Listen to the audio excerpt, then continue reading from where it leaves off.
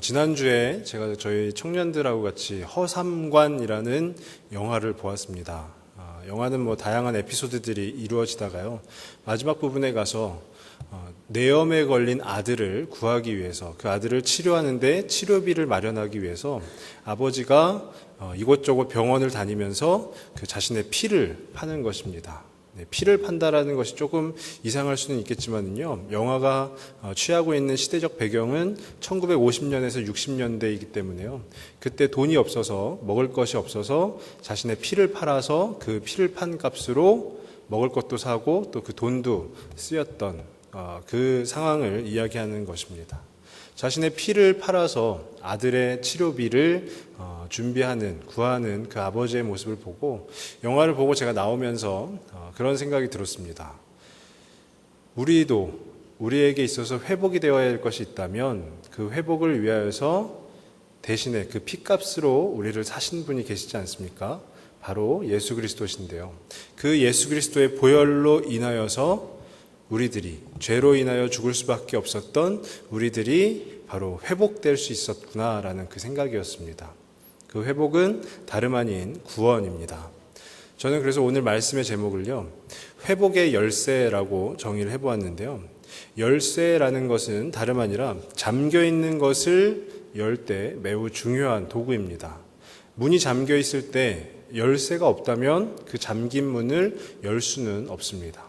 대신에 또 반대로 회복이라는 것은요, 여러 가지 상황적 의미가 있겠지만 제가 오늘 말씀 가운데서 이야기하고 싶은 회복은 다른 것이 아니라 우리들이 하고 있는, 현재 우리들이 하고 있는 그 신앙생활 가운데에서, 신앙생활 가운데 회복이 필요하다면 우리가 어떤 열쇠를 가지고 그 잠겨져 있는, 우리들의 신앙생활 가운데 닫혀져 있는 그 문을 열어야 할 것인가에 대해서 한번 나눠보고자 합니다. 신앙생활의 회복이라는 것은요, 다름 아니라 무기력함의 회복이라고 저는 생각이 되어집니다. 무기력함이라는 것은요, 교회는 나오지만, 그리고 신앙생활은 하지만 기도를 함에 있어서 기도가 잘 되지 않고, 또 말씀을 듣는데도 말씀이 계속해서 지루하게만 들리고, 말씀을 읽는 가운데서도 도통 무슨 얘기인지 잘 모르겠고 하는 그 모든 것들이 다 그 신앙의 무기력함에 포함이 되는 것입니다.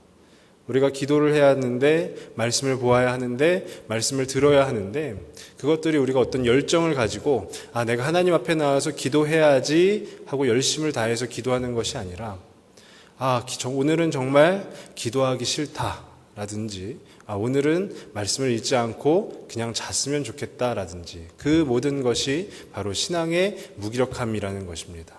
근데 그 무기력함을 어떻게 하면 우리가 회복을 할 수 있는지 그 말씀을 통해서 보려고 합니다. 성경을요, 크게 세 가지의 과정으로 이야기를 하면은요, 아마도 여러 가지 있겠지만 창조, 타락, 구속이 되지 않을까 싶습니다. 하나님께서 천지를 창조하셨고요, 그 이후에 인간이 타락하였고, 그 타락한 인간, 원죄, 그 원죄를 인하여서 모든 인간이 죄인으로 다 태어난 것 아니겠습니까? 그 이후에 하나님이 그들을 구원하시기 위해서 구속하여 주시는 그 이야기를 담고 있는 것이 바로 성경입니다. 그 중에 오늘 저희가 함께 본 이 말씀, 창세기 3장 1절에서 7절까지의 말씀은요, 타락에 해당하는 부분입니다. 바로 인류의 원죄가 들어오는 장면이고요, 인간이 타락하는 장면입니다. 말씀의 내용은 우리가 너무나도 잘 알고 있습니다. 간교한 뱀이 하와를 유혹하고요. 하와를 유혹하는데 어떻게 유혹하냐 하면은요, 하나님께서 에덴 동산을 만드시고 그 에덴 동산 가운데 모든 어떤 나무의 열매든지 너가 임의로 먹을 수 있지만 단 동산 중앙에 있는 그 선악을 알게 하는 나무의 열매를 먹지 말라. 그것을 먹으면 너가 정령 죽으리라 라고 하셨는데, 하나님이 금하신 것에 대해서 하와에게 뱀이 유혹을 하는 것입니다. 그것은 너가 진짜로 죽는 것이 아니라 그것을 먹으면 너가 하나님처럼 되기 때문에 하나님이 그것을 두려워하여서 너에게 먹지 말라고 한 것이야 했는데, 하와가 그리고 나서, 뱀의 이야기를 듣고 나서 그 동산 중앙에 있는 나무를 보니까요, 그 열매가 먹음직도 하고 보암직도 하고 너무 저것을 먹으면 내가 정말 하나님의 지혜를 누릴 수 있겠구나 싶을 정도의 나무 열매로 보였던 것입니다. 그래서 그 열매를 먹었고요. 또 자기의 남편인 아담에게도 그 열매를 나누어 줘서 같이 먹게 되었더니 그들의 눈이 밝아져서 너무나 두 눈 뜨고는 볼 수 없는 그 부끄러움 가운데 빠져서 무화과 나무 잎으로 치마를 만들어서 감쌌다라는 그 이야기가 바로 오늘 말씀의 이야기입니다. 하나님께서 구속사역을 하실 때요, 하나님의 구속사역의 목적이 무엇인가 생각을 해보면요, 그것은 다름 아니라 지으신 그대로 회복시키시는 것이 아닐까라는 생각이 듭니다. 하나님이 창조하신 그대로 회복시키시는 것. 아까 전에 제가 창조, 타락, 구속의 그 세 가지의 과정에 대해서 잠깐 말씀드렸는데요. 하나님이 창조하신 이후에 타락했지만 그들을 다시 사랑하셔서 구속하여 주신, 근데 어떻게 구속하여 주셨느냐? 창조하셨을 때처럼 하나님이 지으신 그대로 우리들을 회복시켜 주신다라는 것이 바로 하나님의 그 구속사역의 목적이지 않을까 싶습니다. 그래서 오늘 제가 본문으로 정한 이 타락에 대한 이 성경의 기사는 이 타락의 원인이 무엇인지, 인간이 무엇 때문에, 아담과 하와가 무엇 때문에 타락하였냐 하는 것을 우리가 살펴본다면 그 타락하기 이전에는 어떠했구나라는 것을 알 수 있을 것입니다. 저는 그것이 바로 우리가 회복하는 데 있어서 우리의 신앙생활 또한 그것이 바로 회복의 열쇠가 되지 않을까, 그런 생각이 들었습니다. 근데 말씀을 묵상하는 가운데요, 두 가지의 대조점을 제가 발견하게 되었습니다. 그 두 가지의 대조점이라는 것은요, 이것과 이것을 비교하는 것인데요, 그 두 가지 대조점을 통해서 우리가 어떻게 하면 회복의 길로 나아갈 수 있을 것인가에 대해서 한번 살펴보도록 하겠습니다. 첫 번째로 볼 그 대조점은 바로 죽음입니다. 죽음에 대해서 바른 이해가 필요하겠구나라는 생각이 들게 되었는데요. 하나님께서 인간에게 명하십니다. 창세기, 오늘 본문은 아니지만 창세기 2장 16절에서 17절에 보면은요, 여호와 하나님이 그 사람에게 명하여 이르시되 동산 각종 나무의 열매는 내가 임의로 먹되 선악을 알게 하는 나무의 열매는 먹지 말라.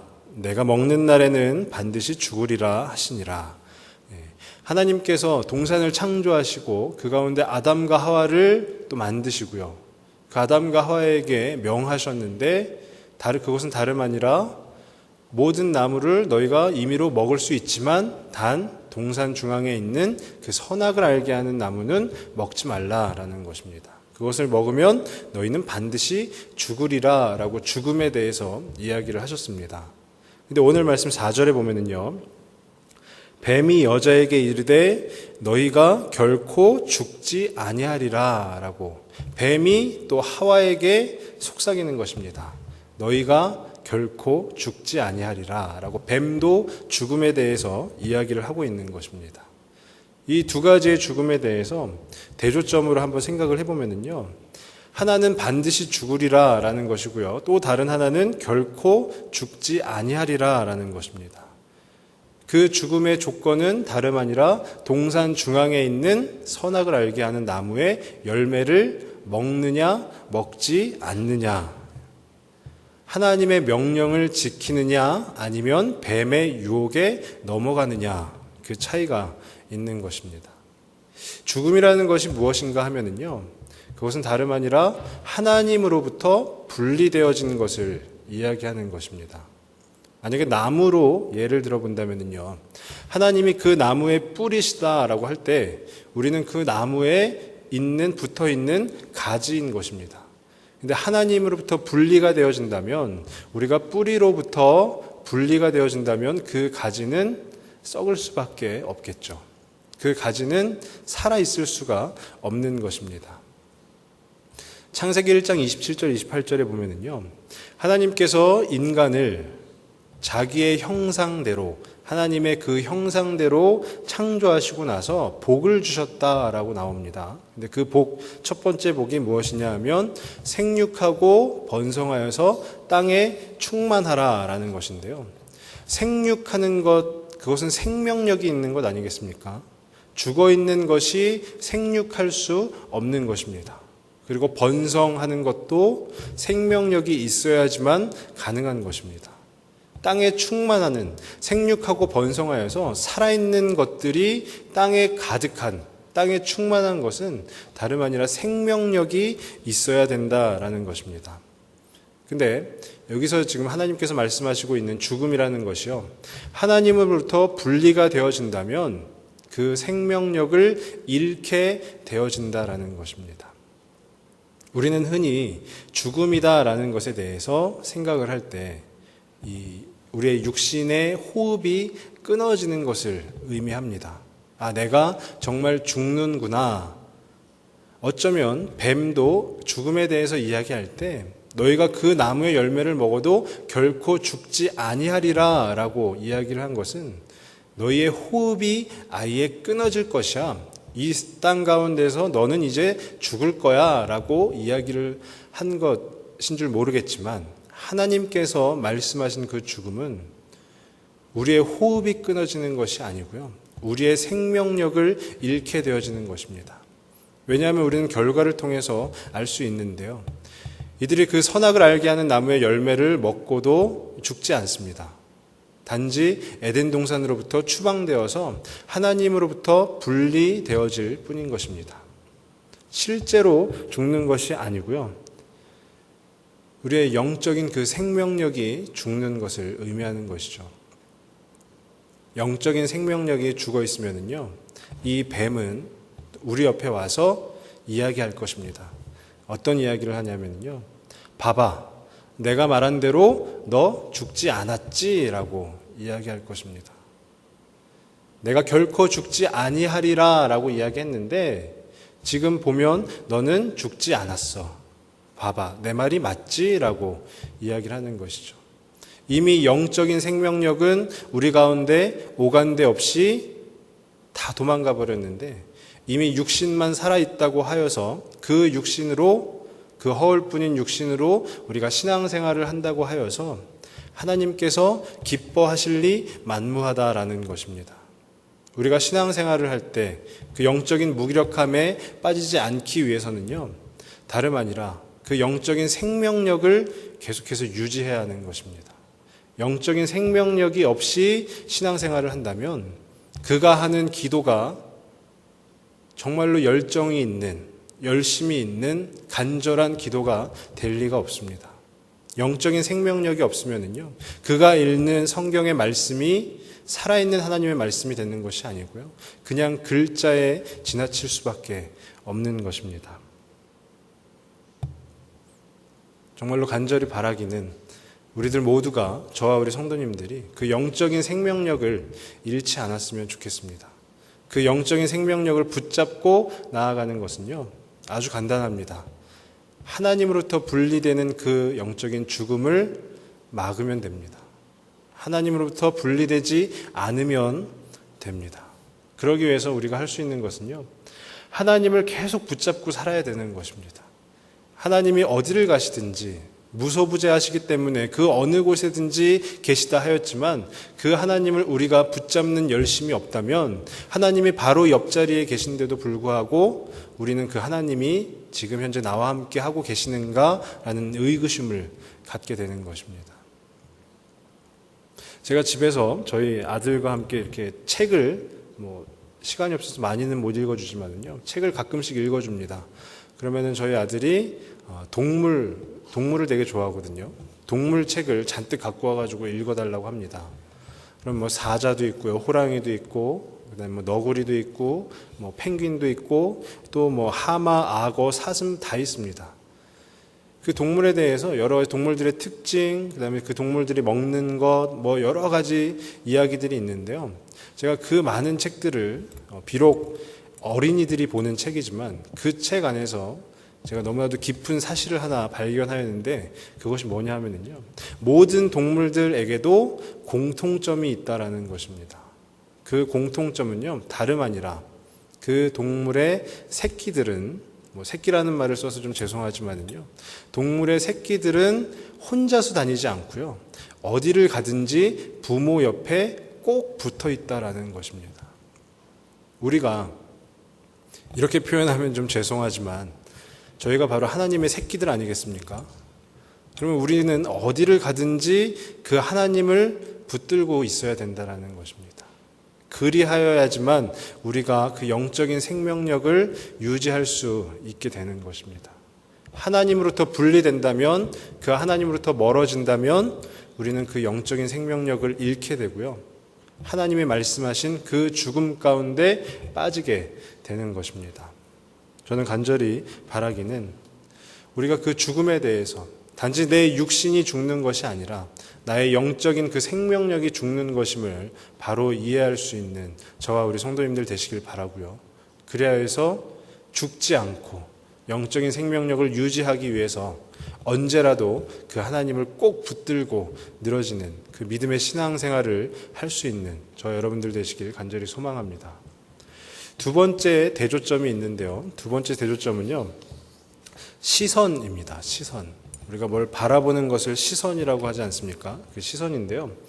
오늘 말씀 5절에 보시면은요, 너희가 그것을 먹는 날에는 너희 눈이 밝아져 하나님과 같이 되어 선악을 알 줄 하나님이 아심이니라 라고 기록이 되어 있고요. 또 이어서 7절에 보시면은 이에 그들의 눈이 밝아져 자기들이 벗은 줄을 알고 무화과 나무 잎을 엮어 치마로 삼았더라. 이 두 절 말씀을 비교해서 보면은요, 공통 분모가 있습니다. 그것은 바로 눈이 밝아졌다라는 것입니다. 눈이 밝아졌다라는 것인데 그 뒤에 이루어지는 결과는 전혀 다른 결과가 이루어집니다. 뱀이 말한 눈이 밝아짐에 대한 따르는 결과는 말씀 가운데 드러나지는 않았지만 하나님과 같이 된다라는 것이고요. 이 하와가 선악을 알게 하는 나무의 열매를 먹은 아담과 하와에게 실제로 일어났던 결과는 눈이 밝아져서 그들이 벗은 줄을 알게 되었다라는 것입니다. 이것은요, 하나님의 권위에 대한 도전이냐 아니면 죄로 인하여 은혜의 상실이냐라는 차이를 나타내고 있는데요. 이들이 눈이 밝아져서 얻게 된, 받아들이게 된 그 결과는 다름 아니라 벌거벗었다라는 것입니다. 벌거벗었다라는 것이요, 이 아담과 하와가 옷을 입고 있었는데 그 열매를 먹음으로써 옷을 벗게 되어서 벌거벗었기에 부끄러워하였다라고 기록이 되어져 있는 것이 아니고요. 그 2장 25절, 2장의 마지막 부분인데요. 2장 25절에 보시면 아담과 그의 아내 두 사람이 벌거벗었으나 부끄러워하지 아니하니라. 이들은, 아담과 하와는 이미 벌거벗고 있었습니다. 근데 벌거벗고 있었음에도 부끄러워하지 아니하였던 이 아담과 하와가 단지 그 선악을 알게 하는 나무의 열매를 먹음으로 인하여 부끄러워진 것입니다. 이것은 다름 아니라 그들의 시선이 달라진 것입니다. 벌거벗은 하와의 모습, 벌거벗은 아담의 모습을 서로 바라보았을 때 전혀 부끄럽지 않았었는데요. 하나님이 명하신 것을 어기고 난 이후에 그들의 눈은, 그들이 바라보는 시선은 온통 부끄러움 천지였습니다. 그래서 마지막 절에도 나와 있지만 그 무화과 나무 잎을 엮어서 치마로 그 몸을 가린 것 아니겠습니까? 시선이 변한 것입니다. 그 시선이 변하는 것이 우리 신앙생활 가운데, 우리 신앙의 무기력함 가운데 초래하는 결과는 상당합니다. 신앙생활 가운데 우리의 시선이 변하면 어떻게 되냐 하면요, 눈에 보이는 것, 그 눈에 보이는 것에 우리가 집중을 하게 됩니다. 왜냐하면 사람은 눈에 보이는 것에 약하기 때문입니다. 오늘 말씀 6절에 보시면은요, 여자가 그 나무를 본즉 먹음직도 하고 보암직도 하고 지혜롭게 할 만큼 탐스럽기도 한 나무인지라 라고 되어 있는데, 하나님이 명하셨을 때요, 이들이 에덴 동산에서 거닐며 살고 있을 때에는 그 동산 중앙에 있으니 얼마나 눈에 잘 보이겠습니까? 하지만 그것은 하나님이 명하신 것이기 때문에 이들은 아마 그 나무를 보았어도 지나쳤을 것이고요, 그 나무를 잘 살펴보지도 않았을 것입니다. 하지만 그 뱀의 유혹 가운데 넘어져서 하와가 그 나무를 본즉 그 나무는 보암직도 하고 먹음직도 하였다라는 것이죠. 이처럼 우리가 신앙생활 가운데 무기력함에 빠지면은요, 눈이 약해집니다. 눈이 약해져서 내 눈에 보이는 것이 전부인 듯 생각을 하게 되는 그런 일들이 종종 벌어지게 되는 것을 보게 됩니다. 그래야 해서 우리가 하나님을 붙들고 하나님을 붙잡고 살아가는 것이 아니라 내 눈에 보이는 그 일들을 처리하고 내 눈에 보이는 것에 매달려서 그 일들 가운데 나아가는 모습을 솔직히 말씀드리면 제 안에서도 종종 보게 됩니다. 그렇게 시련이 찾아올 때요, 신앙생활을 잘 하다가도 우리 가운데 시련이 찾아올 때 그만큼의 간절함을 가지고 훨씬 더 하나님을 붙잡고 나아가야 함에도 불구하고요, 시련이 찾아왔을 때 주위에서 달콤한 소리가 들린다면 그 소리 가운데 우리는 시선을 바꾸어서 그쪽으로 나의 시선을 두기 마련입니다. 근데 정작 중요한 것은요, 그 어떤 시련이든지 간에 아니면 우리의 신앙생활의 무기력함이든지 간에요, 그 해결책은 다름 아니라 하나님께 있지 그 선악을 알게 하는 나무의 열매에 있지 않다라는 것입니다. 먹음직도 하고 보암직도 하고 지혜를 다 가질 수 있을 것만큼 탐스러운 그 열매에 해결책이 있는 것이 아니고요, 해결책은 바로 하나님의 명하심, 하나님의 그 명령 가운데, 하나님의 뜻하심 가운데 있다는 것입니다. 신앙생활은요, 눈으로 하는 것이 아니고요, 믿음으로 하는 것입니다. 그래서 우리의 시선 너머에 있는 그 하나님을 바라보고 붙잡는 바로 그 믿음이 온전히 필요한 줄로 믿습니다. 그것은 다름 아니라 나의 시선을 누가 주관하고 있느냐에 대한 이야기가 되는 것이죠. 나의 시선을 내가 주관하고 있느냐 아니면 하나님께서 주관하고 있느냐. 동산 중앙에 있는 나무를 먹지 말라라고 명령하신 하나님의 말씀에 순종하고 잘 따를 때는 나의 시선을 하나님께 두었습니다. 그래야 했더니 그 나무조차 보이지 않고요, 죄라는 곳 근처에 얼씬거리지도 않습니다. 하지만 뱀의 유혹 가운데 넘어져서 내 시선을 내가 그 나무의 열매를 본즉 그것이 먹음직도 하고 보암직도 하였다라는 것은요, 내 시선을, 나의 눈을 내가 두고 싶은 곳에, 하나님이 보지 말라고 하셨음에도 불구하고, 하나님이 먹지 말라고 하셨음에도 불구하고 오히려 내가 두고자 하는 곳에 두었던 그 하와의 모습을 보면서 우리 가운데 회복도 바로 이와 같지 않을까, 그런 생각이 들게 되었습니다. 믿음은 다름 아니라 하나님이 명하시는 곳을, 그 하나님이 보라고 하시는 곳을 바라보는 것인 줄로 믿습니다. 나의 시선 가운데 내 육신의 눈에 보이는 그것이 전부가 아니고요, 그 믿음 가운데 나아갈 때, 그 믿음으로 바라볼 때 온전히 우리 신앙이 무기력함에 빠지는 것이 아니라 살아있는 그 열정이 넘치는 신앙생활이 될 줄로 믿습니다.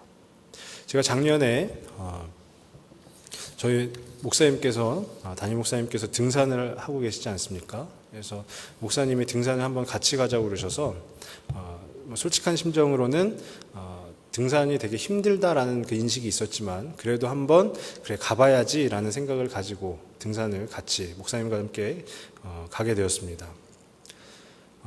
산을 이렇게 올라가는데요, 굉장히 가파른 산이었습니다. 목사님께서는 그래도 등산을 좀 이렇게 해보셔서 그런지요, 경치가 너무 멋있지 않나?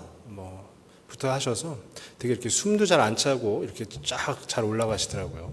근데 저는 경치를 볼 겨를도 없었고요, 굉장히 숨이 헐떡헐떡거려서 과연 내가 이 산에서 내가 곧 죽나라는 그런 생각도 하게 되었는데 굉장히 힘이 들었습니다.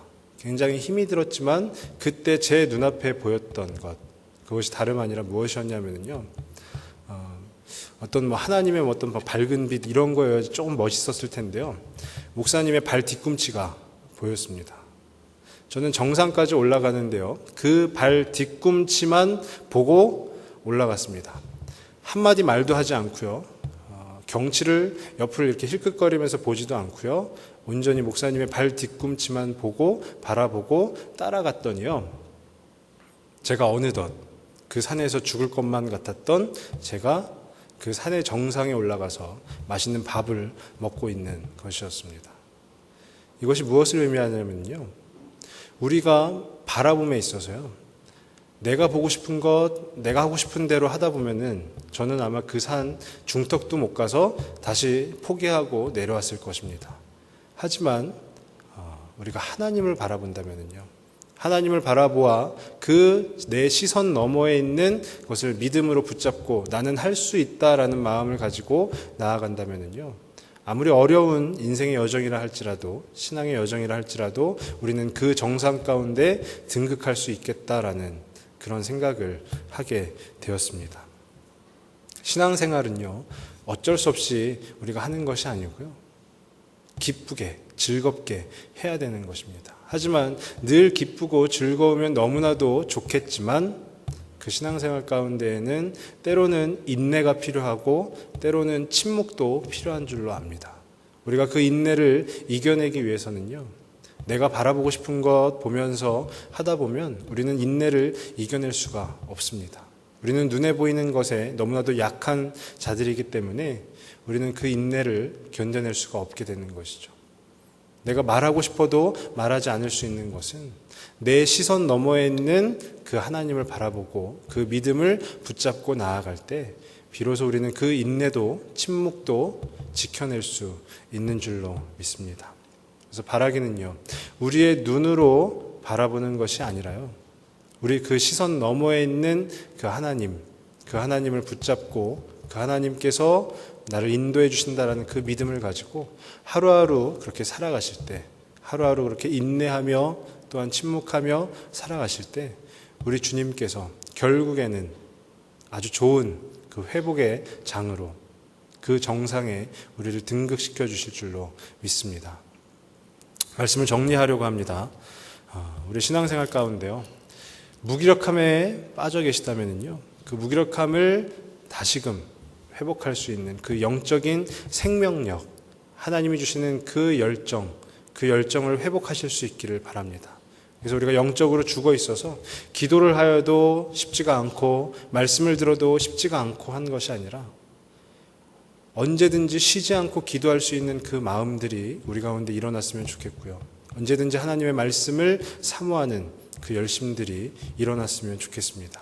그리고 먹음직하고 보암직한 것, 그것에 내 시선을 두고 거기에 빠지는 것이 아니라 그 너머에 있는 그 하나님께서 준비해 놓으신 것을 우리가 믿음으로 바라보고 어울려 나아간다면 우리의 신앙생활은 무기력함에 빠질 시간조차 없을 줄로 믿습니다. 그것이 바로 회복의 열쇠인 줄로 믿고요, 그 회복의 열쇠를 붙잡고 닫혀있는 우리의 심령을 그 열쇠로 열고 또 열어서 날마다 하나님이 주시는 그 은혜의 삶을 살아가실 수 있는 저와 우리 성도님들 다 되어주시기를 간절히 소망합니다. 기도하겠습니다. 아버지 하나님, 참으로 감사합니다. 오늘 창세기 말씀을 통해서 우리가 신앙생활 가운데 그 무기력함 가운데 어떻게 하면 회복되어질 수 있을 것인가에 대해서 두 가지 살펴보았습니다. 하나님, 간구하기는 우리가 영적 무기력함에 빠져 있는 것이 아니라 하나님으로부터 분리되는 것이 아니라 하나님을 꼭 붙잡고 나아가서 하나님이 주시는 그 생명력으로 말미암아 우리 신앙생활 가운데 하나님께 귀한 영광 돌려드릴 수 있는 그런 모두가 될 수 있도록 주님 함께하여 주시옵소서.